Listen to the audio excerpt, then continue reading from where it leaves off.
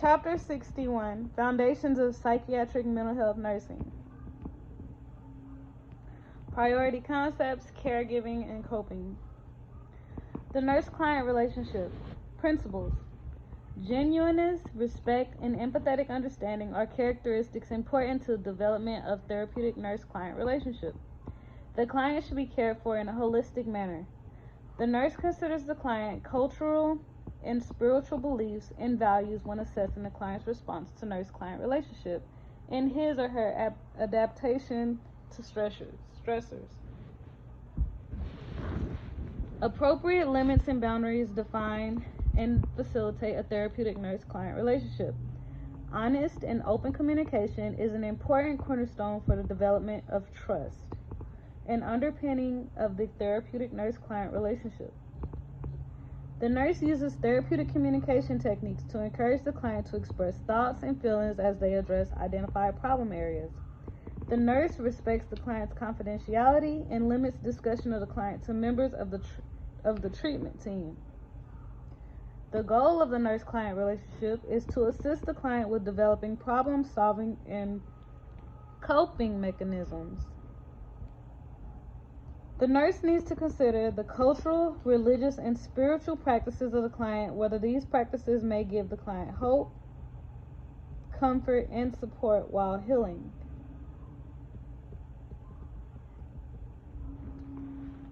Phases of a therapeutic nurse-client relationship. Pre-interaction phase. The pre-interaction phase begins before the nurse's first contact with the client. This is where the nurse establishes the purpose, goals, and objectives for the interaction. The nurse's task in the pre-interaction phase is to focus on his or her own preconceived ideas, stereotypes, biases, and values that may impinge on the nurse-client relationship. The orientation or introductory phase, acceptance, trust, and boundaries are established. Expectations and the time frame of the relationship are identified. This is established in a contract. Client-centered goals are defined. Determination and separation of the relationship are discussed in anticipation of the time-limited nature of the relationship. The working phase is exploring, focusing on, and evaluating the client's concerns and problems occur.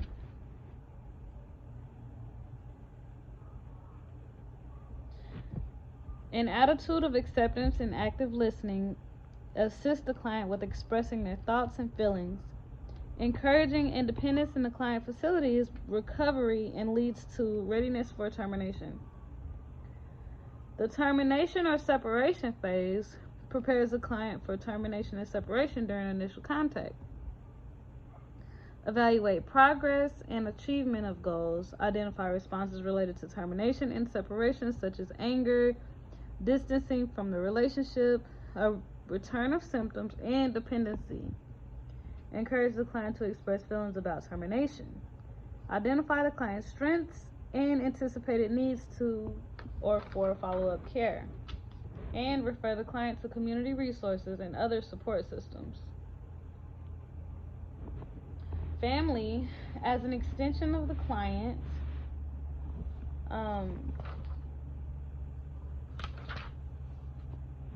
family members should be viewed as collaborators in the management of a client's mental health needs. Maintain confidentiality as necessary. But competence and caring focused toward family members can enhance the nurse's ability to identify client and family needs and to select and implement effective interventions directed toward promoting adaptive functioning. Nurses have a professional obligation to be aware of and sensitive to cultural and ethnic factors that affect the structure and resulting needs of the client and his or her family. Educating family members regarding the client's illness, identification of symptoms, and effective management of maladaptive behaviors plays a vital role in the client's quality of life. Effect of culture, ethnicity, and spirituality on client care. Cultural competency allows the nurse to recognize the uniqueness of each client and the effect that one's culture, values, and spiritual beliefs have on an individual's mental health, as well as the treatment required for existing mental illnesses. A client's culture, ethnicity, values, and spiritual belief systems can affect all aspects of mental health care, including medication therapies, and can act as either protective or risk factors when dealing with the development and or treatment of psychiatric disorders. Nurses must be aware of that the effect of their own culture, value, and beliefs have on their care they provide, and to avoid biases. The treatment plan must be agreed upon by both client and nurse and must take into consideration the needs of the client whenever possible. Therapeutic communication process. Principles. Communication includes verbal and nonverbal expression. Successful communication includes appropriateness, efficiency, flexibility, and feedback. Anxiety in a nurse or client impedes communication. Communication needs to be goal-directed and within a professional framework. Therapeutic and non-therapeutic communication techniques in box 61.1. Therapeutic techniques like clarifying and validating, encouraging the formulation of a plan of action, focusing and refocusing, giving information and presenting reality, listening, maintaining neutral responses, maintaining silence, providing acknowledgement and feedback, providing nonverbal encouragement, reflecting, restating, sharing perceptions, summarizing, using broad openings and open-ended questions. Non-therapeutic techniques are asking the client why, being defensive or challenging the client, changing the subject, giving advice, approval or disapproval, making stereotypical comments, making value judgments, placing the client's feelings on hold, or providing false reassurance. Mental health. Mental health is a lifelong process of successful adaptation to a changing internal and external environment. The mentally healthy individual is in contact with reality, is able to relate to people and situations in their environment, and can resolve conflicts within a problem-solving framework. The mentally healthy individual has psychobiological resilience. Psychiatric mental health illness. Description. Psychiatric illness is the loss of ability to respond to the environment in ways that are in harmony with oneself or the expectations of society. It is characterized by emotion, thought, or behavior patterns and impaired functioning to cause distress. Personality characteristics. Self-concept is distorted. Perception of strengths and weaknesses is unrealistic. Thoughts and perceptions may not be reality-based. The ability to find meaning and purpose in life may be impaired. Life direction and productivity may be disturbed. Meeting one's own needs may be problematic. Excessive reliance or preoccupation on the thoughts, opinions, and actions of self or others may be present. Adaptations to stress. The individual's sense of self-control may be affected. Perception of the environment may be distorted. Coping mechanisms may not exist or may be ineffective. Interpersonal relationships. Interpersonal relationships may be minimally existent or may be negatively affected. The ability to enjoy sustained intimacy in relationships is impaired. Coping and defense mechanisms. Coping mechanisms. Coping involves any effort to decrease anxiety. Coping mechanisms can be constructive or destructive, task or problem oriented in relation to direct problem solving. Cognitively oriented in an attempt to neutralize the meaning of the problem, or defense or emotion oriented, thus regulating the response to protect oneself. Or defense or emotion oriented, thus regulating the response to protect oneself. Defense mechanisms. As anxiety increases, the individual copes by using defense mechanisms. A defense mechanism is a coping mechanism used in an effort to protect the individual from feelings of anxiety. As anxiety increases and becomes overwhelming, the individuals cope by using defense mechanisms to protect the ego and decrease anxiety. Coping and defense mechanisms are used by the client to decrease anxiety. Table 61.1. These are defense mechanisms. Compensation. A process by which people make up for a perceived weakness by strongly emphasizing a feature that considered more desirable. Denial. Avoidance of disagreeable realities by ignoring or refusing to recognize them. The simplest and most primitive of all defense mechanisms. Displacement.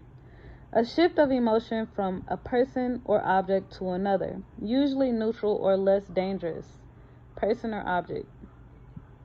Dissociation. The separation of a group of mental or behavioral processes from the rest of the person's consciousness or identity. Identification. Process by which people try to become like someone they admire by taking on thoughts, mannerisms, or tastes of that person. Intellectualization. Excessive reasoning or logic is used to avoid experiencing disturbing feelings. Introjection. Intense identification in which people incorporate qualities or values of another person or group into their own ego structure. It is one of the earliest mechanisms of the child, important in formation of conscience. Isolation. Splitting off of emotional components of a thought, which may be temporary or long-term. Projection. Attributing one's thoughts or impulses to another person. Through this process, one can attribute intolerable wishes, emotional feelings, or motivation to another person. Rationalization. Offering a socially acceptable or apparently logical explanation to justify or make acceptable, otherwise unacceptable impulses, feelings, behaviors, and motives.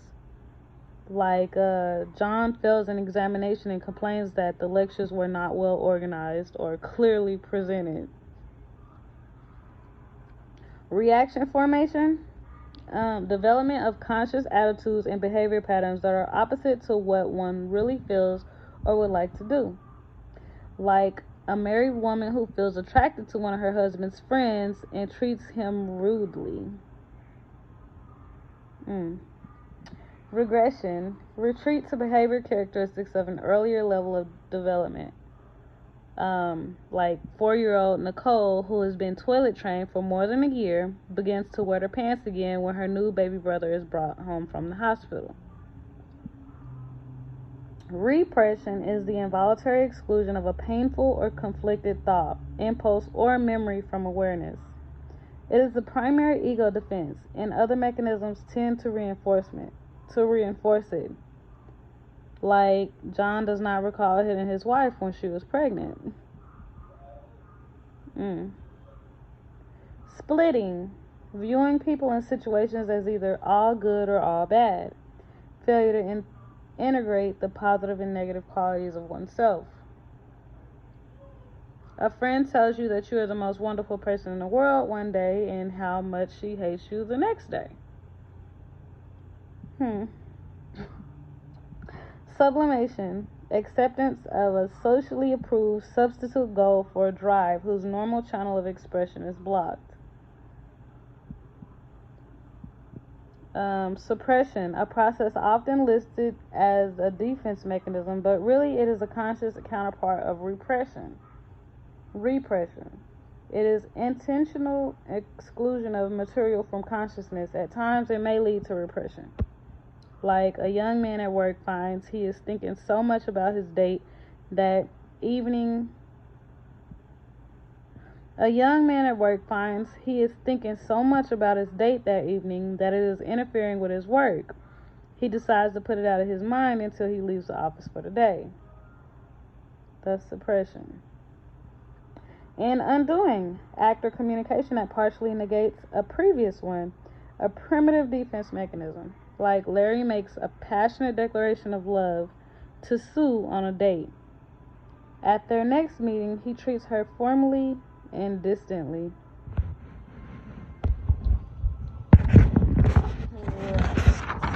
These are all defense mechanisms.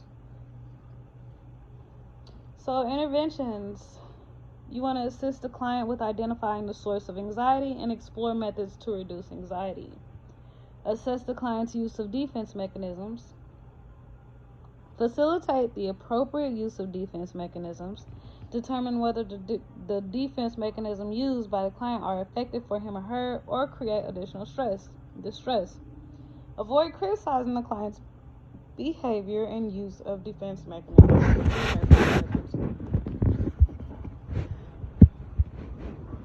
Diagnostic and Statistical Manual of Mental Health Disorders. The Diagnostic and Statistical Manual of Mental Health Disorders from the American Psychiatric Association provides guidelines for healthcare personnel for identifying and categorizing mental illness. The manual addresses culturally diverse populations and illnesses that may be associated with a particular culture. The guidelines in the manual assist the healthcare team to plan and evaluate the treatment plan. Dual diagnosis refers to the client who has both a mental health disorder and a substance-related disorder, also known as comorbidity or co-occurring disorders. See American Psychiatric Association for updates. www.dsm5.org.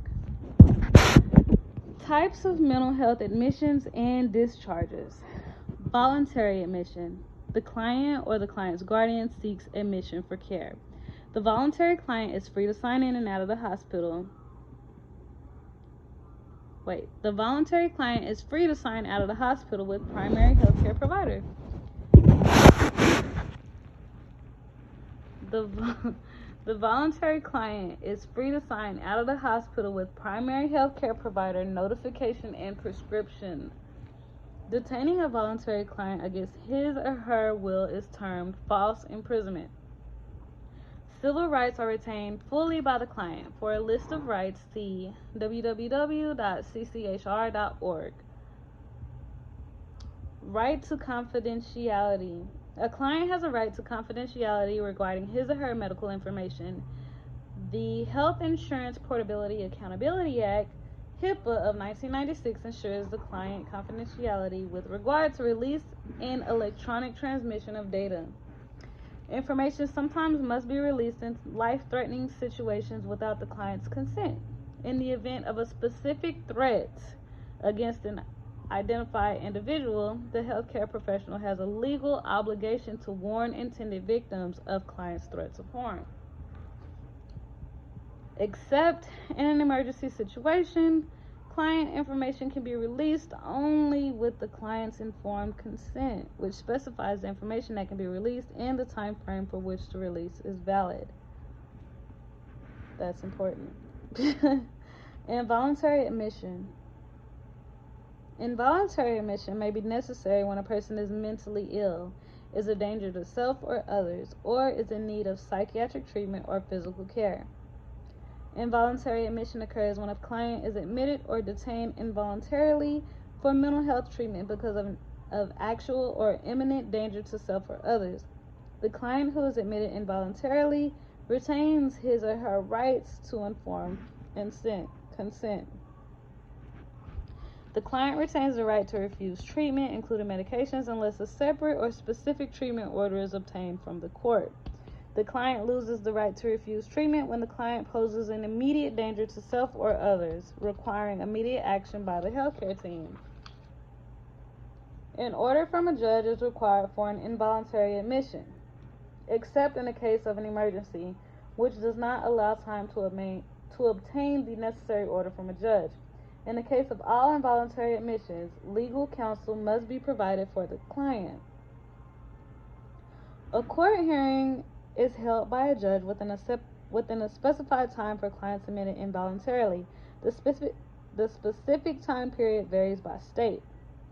In most states, the client can institute a count hearing to seek an expedient judicial discharge, a writ of habeas corpus. Okay, almost done. At the court hearing, a determination is made as to whether the client may be released from the hospital or detained for further treatment and evaluation or committed to a mental health facility for an undetermined time period. The client has a right to treatment in the least restrictive treatment environment. If treatment objectives can be achieved, for example, by court-ordered treatment to an outpatient facility as opposed to an inpatient facility, the client has the right to be treated in an outpatient setting. The client is considered legally competent unless he or she has been declared incompetent through a legal hearing separate from the involuntary commitment hearing. In the course of providing nursing care for carrying out medical prescription, if the nurse believes the client lacks competency to make informed decisions, action should be initiated to determine whether a legal guardian needs to be appointed by the court. Release from the hospital. Description. A client may be released voluntarily against medical advice or with conditions. Conditional release.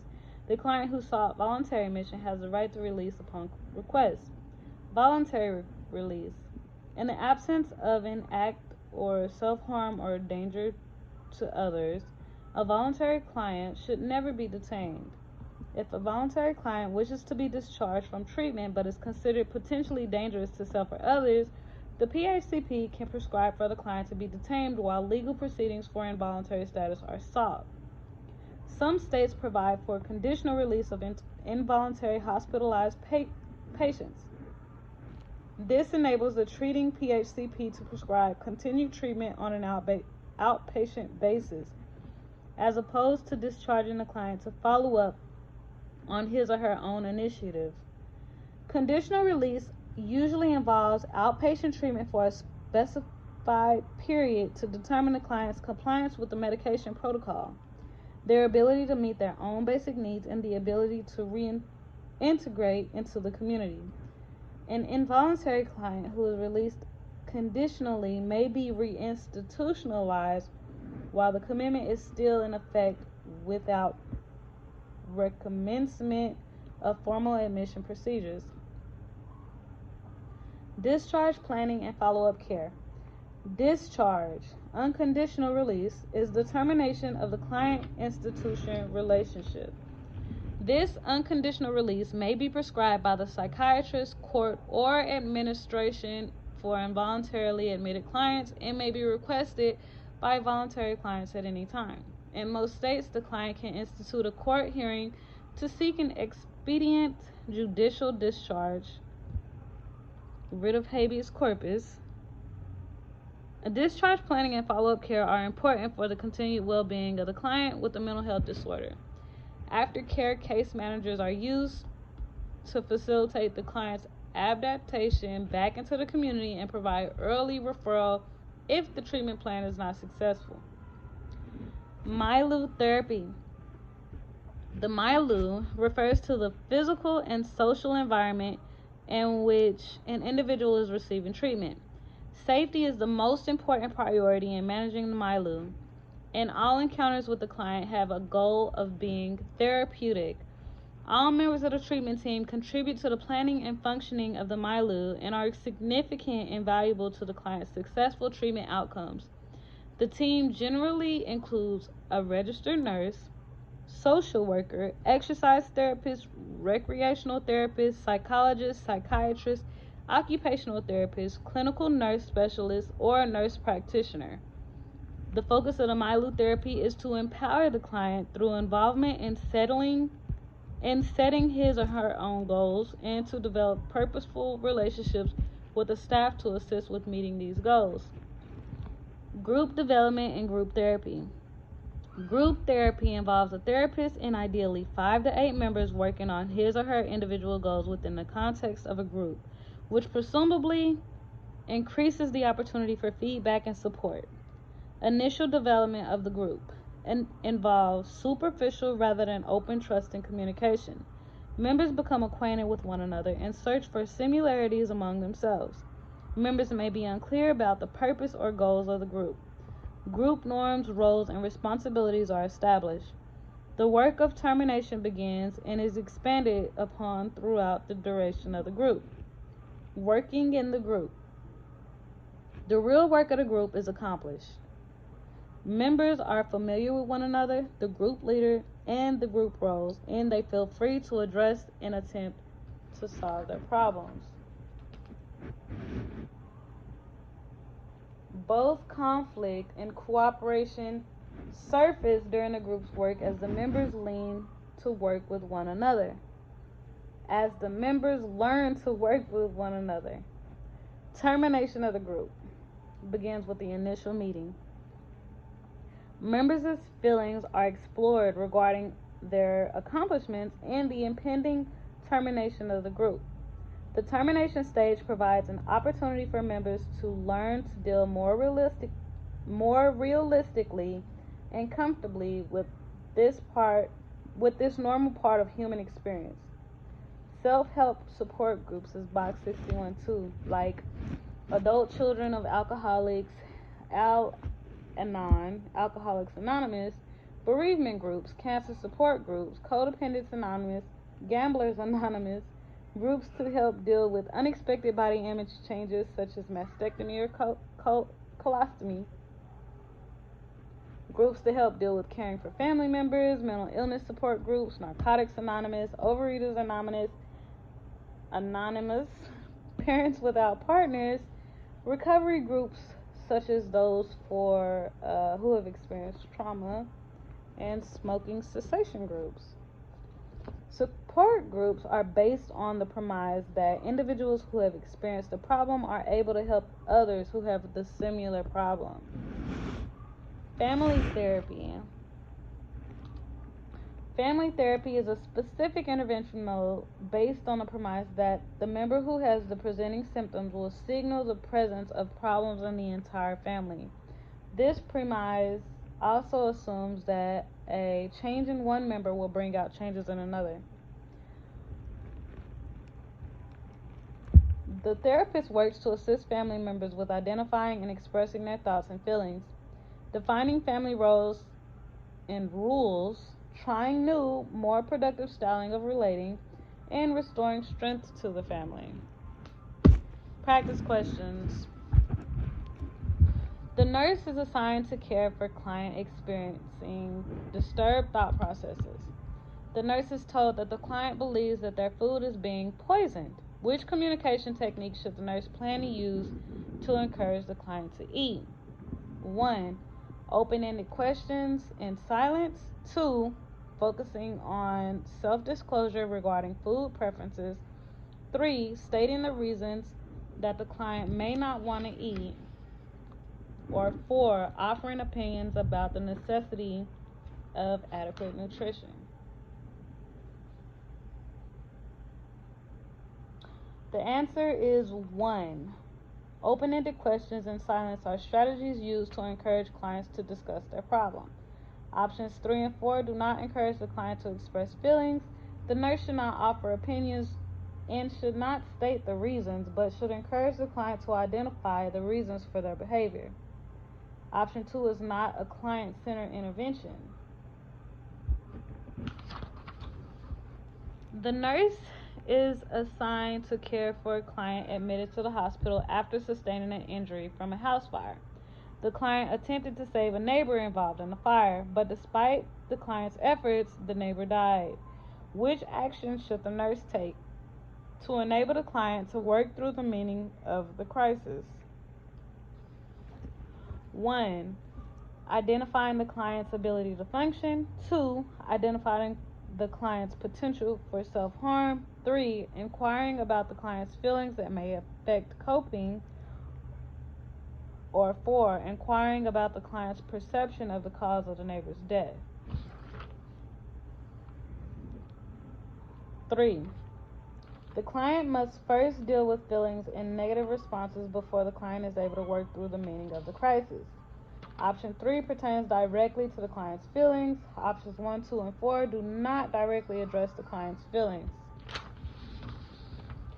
Okay, the nurse is assisting with the data collection on a client admitted to the psychiatric unit. After review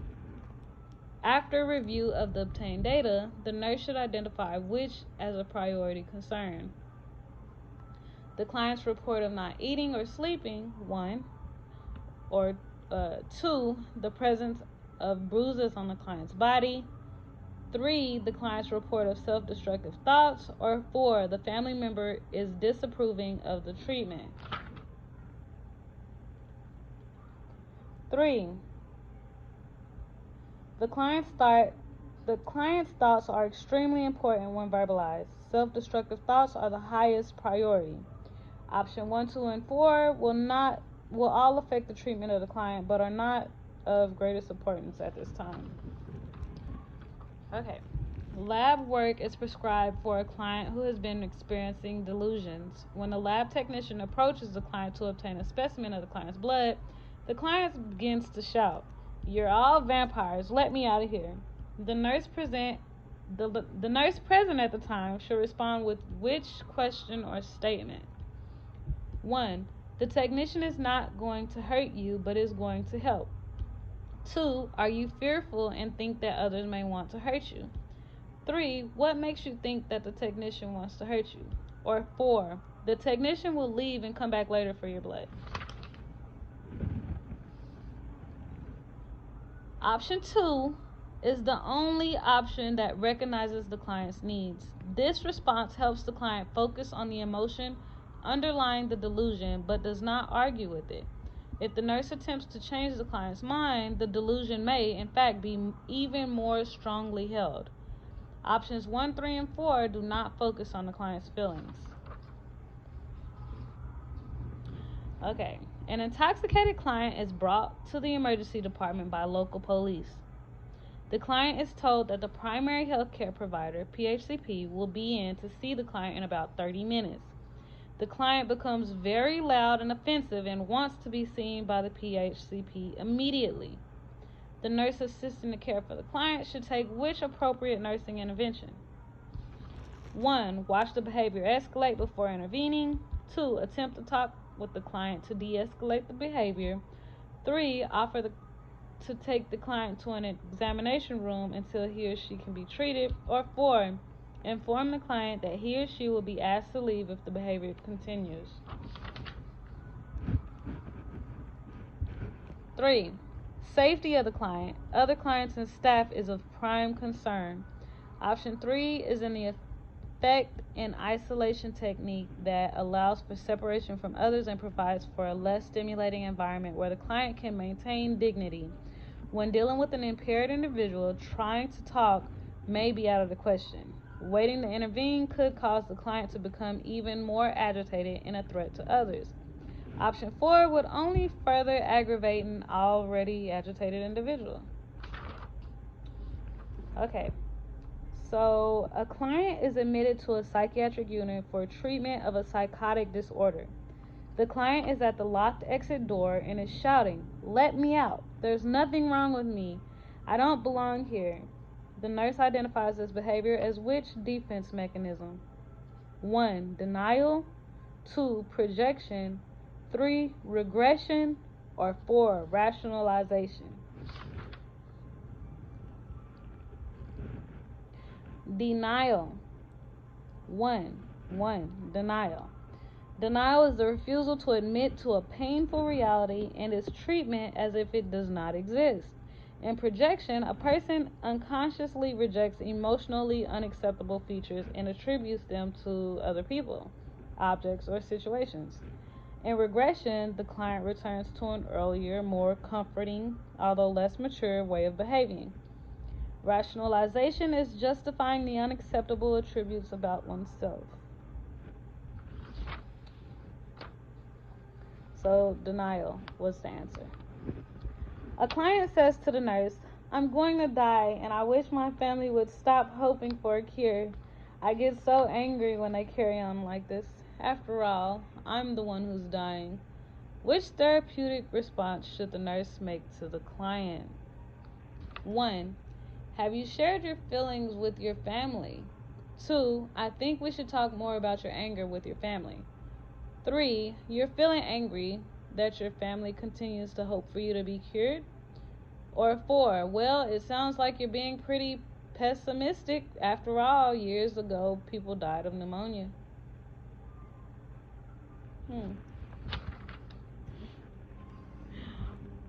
3 is the answer.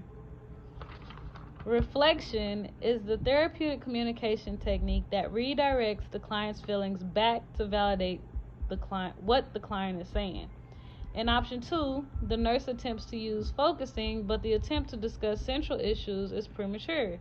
In option 4, the nurse makes a judgment and is non-therapeutic in the one-on-one relationship. In option 1, the nurse is attempting to assess the client's ability to openly discuss feelings with family members. Although this may be appropriate, the timing is somewhat premature and closes off facilitation of the client's feelings. 673. The nurse in a psychiatric unit is assigned to care for a client admitted to the unit 2 days ago. During review of the client's record, the nurse notes that the admission was a voluntary one. Based on this type of admission, which would the nurse expect to note? 1. The client will be angry and will refuse care. 2. The client will participate in the treatment plan. 3. The client will be very resistant to treatment measures. Or 4. The client's family will be very resistant to treatment measures. The answer is 2. Generally, voluntary admission is sought by the client or a client's guardian. If the client seeks voluntary admission, the most likely expectation is that the client will participate in a treatment program. Options 1 and 3 are not likely for a client seeking voluntary admission. Option 4 is not centered on the individual client.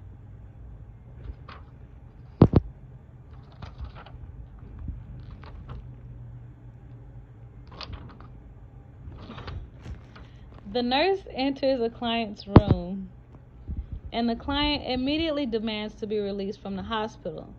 During review of the client's record, the nurse notes that the client was admitted 2 days ago for the treatment of an anxiety disorder and that the admission was a voluntary one. The nurse reports the findings to the registered nurse and expects the RN will take which action? 1. Call the patient's family. 2. Persuade the client to stay a few more days. 3. Contact the primary healthcare provider. Or 4. Tell the client that discharge is not possible at this time. The answer is 3.